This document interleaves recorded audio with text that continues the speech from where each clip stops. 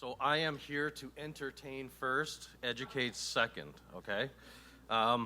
Let's go ahead and cue up that fantastic video to keep your energy going. My session is about the future making things and really focusing on disruptive technology. I thought that the next two videos were so suitable, I had to have it on here, and I'm cutting out my material to actually show you this because it's so effective. Setup is Jimmy Kimmel was on the right, one of his staffers on the left. His staffer is about to have a child. That guy has never ridden a bike in his life. So, this is not set up. This is all Jimmy Kimmel. Let's go ahead and play the video because this is disruptive technology to him because he has a disruptive instance in his life, which is a child. And of course, he has to teach his child how to ride a bike eventually. So before he can do that, he needs to learn how to ride it himself. Let's go. Here's the bicycle. Okay. Just want you to get on the bike, but Okay. don't do it, just stand and just get comfortable with the seat. Okay. And I got you. Okay. Yeah, just put your feet up on the pedals there. Yeah, pedal forward. Let's go forward. I have to say, it's easier to do this with children. Yeah. Yeah, okay. Well, you really don't know how to ride a bike. So I mean, keep this in mind with BIM, right? It's easier to start when you're young. Wait, hold on. Can we start over? Okay. Don't worry, none of this will be on television. This is all very private, okay? Okay. Give yourself a little push off. All right? Okay. All right. Good. And like BIM, there's always swearing that goes on. Yeah, I know. It's up. You're on meth? What's going on? I'm just scared about falling. You're not going to get anything more than a scrape. Okay, fine. That's what your resellers Wow, told you about things. BIM. Sorry. I'm sorry. I don't know how to stop. Good. Why am I turning? I don't know. Why am I turning? Okay. Why is it turning? It's the balance part. Ah, jeez. There he goes, right? Isn't that just like taking training in some kind of a BIM or new software, right? You get going long enough to have the trainer watch you starting to run and take strides, right? But the real proof is in the pudding. And when it comes down to it, this next little segment really is the proof in the pudding and why you always want a co-pilot there to train you and to guide you down the best path that they're about to throw you down. I mean, guide you down. Let's see the next part. Going to be on fire. Just make sure you have enough speed going over the ramp, okay? I just know I can be better than this. Yeah. Ready? Yeah, you know, wait. The pedals keep. Let me get them. Yeah, just get the pedals going. Okay. All right. Ready? This is your first BIM project. You're feeling proud. Nervous, but proud. Holy what the You did it. You know how to ride a bike. All right, congratulations. You'll never ride a bike again, will you? No, I will not. All right. Well, once was enough. Yeah. All right. That's great. Thanks. Go ahead and tee up the second part. Perfect. That's what I wanted to see. So I thought it was really relative to the next thing I wanted to show you, and this is really around the disruptive trends. I'm not here to tell you how the future of things will be built. I really want you to focus on identifying disruption within your own industry, your own company, within products and so on, and trying to relate with that, okay? I know there's a few architects in the room, and I know you could probably identify this, but before the architects might shout this out, anybody else want to guess the name of this building, very infamous building, historically? Okay, the architects can add their Crystal Palace, late 1800s type of building. It was built for an exhibition in London. The disruptive technology that was used here is plate glass and cast iron. So it's a steel and glass building, over 1,800 feet long, about 130 feet tall. The disruptive technology in this case allowed for the design of this building to be completely illuminated with natural light. So there were no electrification of lighting inside of this building. Today, you've got glass everywhere. When you think about back in the late 1800s, this is a landmark disruptive change in construction and design because of those materials. There were just stone, brick, and masonry and electrification of buildings with lights to actually light this. And now that was a real landmark change. So today you all obviously see a lot of glass, but the change has now become, how can I twist my glass? How can I make my buildings more attractive for my clients in a retail marketplace? And that's where you start to get these strange organic type structures come into play. These 4 categories of disruptions within weather to change how we're designing our buildings. The cost and usage of electricity, like time of use, specifically within some areas of Canada, can be very disruptive in trying to find cheaper ways of running our buildings. The bottom left-hand side, that's just data. We are gaining access to data at the speed of light. And on the right-hand side, I heard somebody say it, I think it was the other gentleman up here, this gamification of how to manipulate data on a very gamification type of way. So this is using gaming technology to either visualize our buildings or visualize the data that's basically driving our decisions. Now, if you want to stay in business, or if your partners want to stay in business, you are always or should be looking for improvements, incremental improvements to process. That's a no-brainer. But when you have such a disruption within technology, you can actually have that technology interrupt the entire worldwide ecosystem, and that's that jet on the right-hand side. So let's play another game. Any technology, I'm thinking of one specific industry disrupted by technology that's impacting it worldwide. Anybody want to guess? Keep your hand up. Anybody else want to guess? The Walkman? Nice try. What else? What? Nice try. There's one, like today, it's still ongoing. There's an industry that's battling it out literally in the streets. Taxis, Uber, right? That industry never saw that coming. It's totally disruptive. They're trying to balance themselves now in this disruption. And so these are the kind of things that I would hope that you would think about. Identifying what's the nature of the disruption, what are the implications by either taking it on or flanking it to fight against it or to work with it. And then if you wanted to consider this change, how would you actually manage this within your own company? This is 3 different areas that I'd like to focus on as far as the technology goes, but these 3 points could actually be used after today's session when you start to hear about new materials, new processes, not just BIM anymore, okay?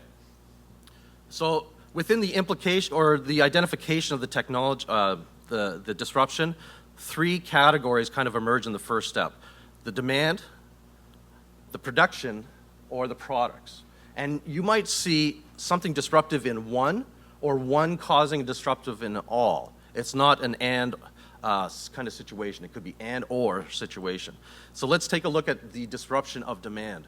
So we have we've heard presentations where the population boom and all that stuff, and it is true, but the nature of that population and the way that we're going to house those people is going to be disruptive overall. You'll have new clients asking for, we want to maximize our square footage in our development.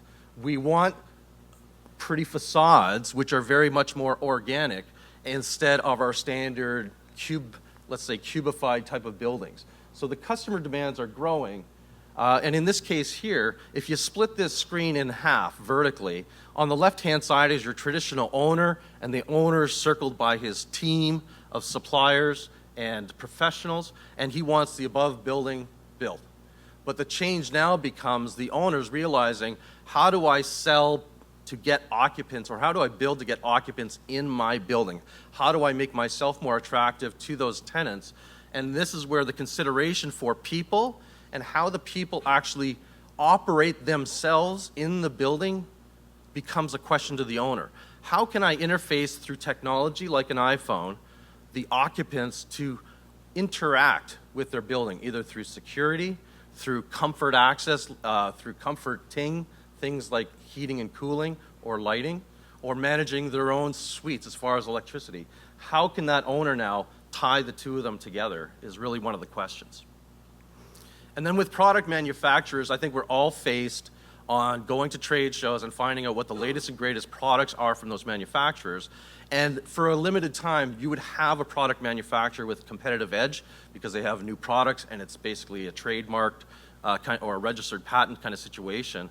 But this innovation from those manufacturers can be fast and hard until you actually have a manufacturer that everybody's copying now. But in that very first stint, the innovation from those manufacturers' good might cause a problem within that, or a disruption within your life, let's say, as a professional. So once we look at that demand, what about the production of those things? What kind of disruption are we starting to see here in putting it forward? There are, on the production side, you probably are doing some of this today. I know that Atlantica is certainly doing this, and other people that are engaging in BIM, not just doing Revit models. But on all these images right here, this is what we're calling intellectual production. We are intellectually producing the means and methods electronically on proving how to install, or validating. The bottom left-hand corner is validating the computational fluid dynamics, the airflow for an operating theater. We are using intellectual production to validate our designs. But by doing that, we are proving to the owner that we are the best for the job, or we're proving to our subs that we know that we're doing. It's not just a hodgepodge of solutions being put together. In some cases, like that top left-hand corner, you need robotic installation of all of these members to actually build that ceiling. You just can't manually pull that off. So the instance of Atlantica's robotic instances where you've got the hangers already known where they're going to go is a really good example of what that ceiling is really describing there. And the renderings, or the manufactured production of that really organic panel down below. That's intellectual production, intellectually producing the means and methods. And then we have the physical production. And you start to see more and more of this. On the left-hand side, we see it in Toronto with our art gallery. These are pre-manufactured panels, machined out, assembled, not constructed. We see a lot more modular fabrication, where you're building self-contained units for either residential usage, temporary site construction usage, and whatever. But modular construction is really prevalent these days more and more, but it is certainly disruptive when it comes to production time. And sometimes the way the physical objects will be produced is really dynamically changing. So this is an example of a larger, it's more of an artistic 3D printer because we are printing a concrete vase.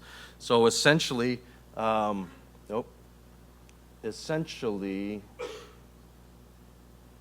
no laser pointer. So the concrete is coming out in that bottom middle tube directly underneath that horizontal black bar. Those two chrome things are heater units on the back side of it, and the thing just snakes itself around to print itself out with concrete. As an example of, like, holy cow, like 2 years ago, would you think of even seeing something like that? If you want to go back to the office and Google something really spectacular, there is a 3D, so it's obviously 3D, but there is a printed steel bridge by a company that's called MX3D. So if you Googled printed steel bridge Amsterdam, you'll see this company, and they've got 2 robots. They've tested this out, 2 robots that can print steel in 3D in space, just like snaking it out like a piece of ash from volcano. And essentially these 2 robots will start at either end and print their way together and connect at the top of the bridge. That's just a fantastic example in, like, that's production. Like, who would ever think of that? And then the products themselves. Autodesk is spending a lot of time as well as investment on new materials and manufacturing types. So regardless of the CAD platform or the BIM platform or the modeling platform, We have a huge investment in manufacturing. We own now a 3D printer as far as we manufacture and sell our own 3D printers, but we're also investing inside of organic printing. So we're tied with university research labs on how to organically print things, whether that is tissue or bones. And so we're really starting to see the epic start of literally printing anything in any type of shape. And what we do with this is we use generative design to come up with the shapes. So generative design is no longer just being engineered, it's giving the computer a set of goals. For example, we use a swing arm for a motorcycle. So the back part of a motorcycle that has the wheel, that holds the chain and all that stuff, we basically said, here computer, we want to have a free-flowing arm that has the strength of supporting this, that has to be able to house these pieces of equipment. Show us what the best swing arm is for that axle. And we're working with Boeing or Airbus to do the same thing to lighten up the planes. As far as the products come across, on the left-hand side, you can Google this too. It's a fantastic airport. It's the Midfield Airport in Abu Dhabi. And here's some specs on it. The goal of the airport was to get passengers in and out the door as fast as possible. They can process 8,500 passengers per hour. I don't know if you've ever been to an airport before, but even Toronto doesn't do this. 8,500 passengers per hour. They can lose or process 19,200 bags per hour. You noticed I said lose or process, right? They have over 25 kilometers of conveying system in this airport. And the goal of it, though, is really get people in, treat them to a great process of a great airport experience, and then get them out. And the mandate inside that airport for food kiosks is design excellence. You are not allowed to be presenting a food kiosk design proposal unless it's modeled and it has design excellence built in. That's a mandate from that owner. And then we're starting to see the technology kind of flow into this as well. So we're at the implication. So now that we've seen what kind identification of disruptive technologies, what are some of the implications that you might start to realize? And these two buildings side by side really don't compare to what you're about to experience over the next 5 years. Realistically, we've grouped 4 different categories together on these implications, and you really should be paying attention to them because from a vendor's side, we are going full into it. We are trying to basically take that next step into the evolution of design and analysis. But even regardless of us, whenever it comes time for capital, Kickstarter is a great example for getting access to capital from crowdfunding, right? So now you might have owners who could actually crowdfund projects a lot easier than actually going to their bank and trying to get a loan for money. From a technology side, the processing, power, it is real. For example, we use Amazon Web Services across the US as well as in Ireland. We have different web services that allow this processing. So the goal of it is let's not buy these massive computers. Let's let the processing happen in the web, and we'll notify you when it's done. The talent, I think many of you already realize today, all of the talent you need is not in your own backyard. It's hard to find good talent. And so this is where talent virtually through a cloud kind of service absolutely makes sense when it comes time for like a 24/7 kind of delivery of a project. And inversely on the bottom right, this is where we're starting to see more digital things come from physical objects. And I'll touch on that in a second here. So those are some of the implications. So identifying some of those things within your own firm, and then how would you start managing some of this disruption as well?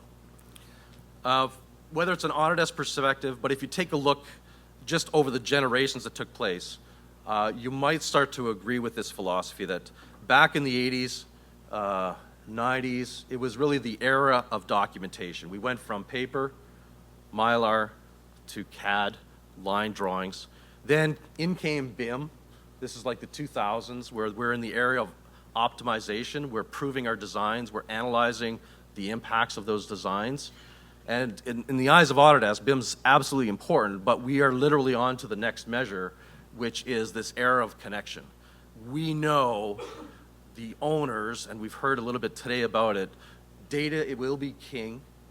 How we actually manage and manipulate that data, it's not just models anymore, it's actually computing. How many hours is our team spending doing this? And giving access to that data dashboard on man hours being applied towards details and the amount of data that's coming out of it. It's dashboards like that that Autodesk is going to be focusing on, not just the technology that creates BIM, but the era of connection goes further than that. So here's some examples. The cloud, the mobile experience, or even the social experience. You do see a lot more social experience in projects. I've seen people try to push Facebook as one of their social project websites. Autodesk has technology that adapts to social experience as well. The point cloud scanning is another experience within not just creating a point cloud, but actually creating a point cloud and sending it to the cloud for analysis.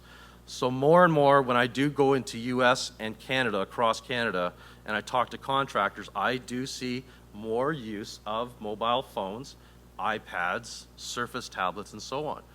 And anybody that's not immersing themselves in those technologies, I've got a great quote either for you or for somebody back at your firm that you might want to share as my last slide. Anybody kind of resisting the mobile generation. The product intelligence is really increasing. On the left-hand side was our old office in Massachusetts. We geared that thing up with sensors, sometimes to annoy us to no end. We'd be in the middle of a meeting, the shades would go down, the lights would dim, and it was like, we don't want to have that to happen. So we ourselves are immersed in our own sensors to try to manage the comfort of our building one way or another. And this starts to tie into the Internet of Things. This is very new. It could be seen as the wild, wild west of technology, because now you've got machines that have the capability of getting an IP address that you can actually talk to from your phone or from your iPad, turn it on, turn it off, increase the fan, decrease the fan, all remotely. So Internet of Things will be the wild, wild west. But down below in the middle is a project. You can Google this as well. This is a research project that was done years ago by Autodesk in Toronto called Project Dasher. And Dasher is meant to take a BIM and a real facility like this, and we would put sensors for temperature, occupancy, CO2, traffic, like movement, waste. We would put the sensors in the physical building, and those sensors would feed the BIM, and in visualization, like colors of hot, red to blue, hot to cold, we'd be able to manage our building via the Internet of Things, telling our air conditioning units to cool down or so on and so forth. So we get to see the real-time performance of our building. And the reason we can do this is because all of this sensor technology is like dirt cheap. That's a Nest thermometer filled with these gooey electronic boards and sensors to help us dictate whether this room needs to be cooled off or not when I'm occupying the room. So it's a digital sensor that's supposed to learn about me. It's dirt cheap sensors, and that's what's going on here. So let's click on this video here just to let this run for a second. I'm not gonna, there's no audio to this, so you can turn it down. Basically, this is panoramic power. These are electronic sensors, wireless signals, and he's gonna open up the power panel, and he's gonna clip these sensors on to the main hot wires going out to pumps, chillers, and so on. So it's gonna measure the resistance of the current that's going through this. He pops it open, he clips it on. Those sensors tie into a router, and that router sends information to a dashboard on the usage of the electricity. And when pumps turn on, there's a spike in electricity, right? The pump runs, and then the electricity drops down, and it goes into a cycle mode. So a pump goes on, comes off, goes on, comes off. So the goal of this is, if somebody's watching the dashboard and they said pump goes on, stays on for like a weekend, stays on for the next week, they can actually be preventative in their maintenance and send a person to say, what the hell is going on with pump number 2? It is on 24/7. It's going to burn out. Go check it out. So that's an example of Internet of Things as it relates to BIMs, because that actually ties back into our BIM 360 applications. And this is Hudson Yard in New York City. Real project being built right now. I know that Ian Trudeau was working on this project as a platform gets built down there. This is an animation to it. The importance around this project is not BIM. It's really that this project from the ground up was designed to introduce all kinds of sensors throughout the entire facility from the ground up. The owners knew they want to track waste and recycling, occupancy, thermal comfort, traffic, as far as pedestrian traffic, and so on. So very, very advanced, forward-thinking type of owner, but this is just to stretch your imagination here inside of Halifax to say that this is really happening today in and around us. Whew. So, let me bring it back home for you in the next 3 slides. I know I'm over, so top 10 construction innovations. I found this very interesting. This is June 2015 from Raconteur publication. The top 10 innovations: material, concrete; material, thermal bridging; material, photovoltaic glazing; material or methods, kinetic footfall. Cool. How do I gain electrification or energy out of pedestrian traffic in high volume areas? I can generate electricity. Cool. So 3 materials and 2 new ways of generating electricity. Those are the top 5 innovations. What are the other 5 innovations from 2015? Software, software, software, software, software. Data, data, data, data, data, right? This is like a huge milestone to look at and to recognize that any resistance that's out there from like partners or owners need to realize the innovation needs to come through some kind of a technology, which means change of workflow, which means it's got to be more than just line-based drawings in the end, right? So that's a top 10. And here's the quote that I thought I would leave you with here too. This is out of McGraw-Hill's Smart Market Report 2014. You can download this for free. It's called The Business Value of BIM for Owners. And let's go through the quote really quickly here. The owners, they rounded out some of the owners' messages, and this is some of the owners' messages to professionals. First one, it's the future. Stop resisting, especially popular with large owners in those of the healthcare sectors, most highly committed to BIM. Learn its value and usefulness. It should be a standard. Need to encourage its use, right? So that's kind of why we're here today, is to encourage that use. And it, like you already heard and know, useful for finding and preventing errors. But the last quote at the bottom is the glory hole, which is basically one owner's statement in particular summed up all of the responses. To not adopt BIM and all its capabilities is like continuing to use a flip phone instead of a smartphone, right? So kind of pointed. I didn't say that, but the owner did. And then lastly, I thought this was interesting too. I did a job search on Indeed by province. And my first job search was BIM by province. I searched on BIM by province. And these are the number of BIM jobs that were available last week on Indeed, right? Find where you live here on this board. So we're in Nova Scotia, so we got 1 BIM job available in Nova Scotia as of last week. Now, that's a little discouraging. Even Ontario, I'm thinking there's only 66 BIM jobs in Ontario. Okay, let's change the qualifying word because most people equate BIM to Revit, right? So let's change it to Revit and see what we get. Now, none of it had 1 BIM job, but it actually meant it was located in Baffin Island Iron Mines, BIM.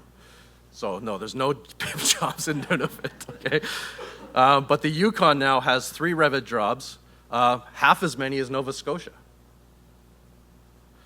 Ontario's skyrocketing. What I want to do to qualify this, because it's not quite fair, I'd like to qualify this. Dollar value of capital projects per capita is a really good, better way to do this, but balance it off. Moral of the story, don't always equate BIM to being a specific software, but in this case here, if you are looking for BIM people, you might want to put both search words in the index to get those people that you're looking for, okay? So I'll leave this slide with you guys, like where to next, because I hate doing these presentations and nobody has an action item next. I would say, do you want to build on your investment? Do you want to identify new opportunities? Do you want to pilot something with an owner like Dave had promoted there? Or do you want to develop a strategy before any of this stuff comes to play, right? Take one of these buckets, hopefully, and you go back to the office tomorrow and talk about it, okay? Thank you very much.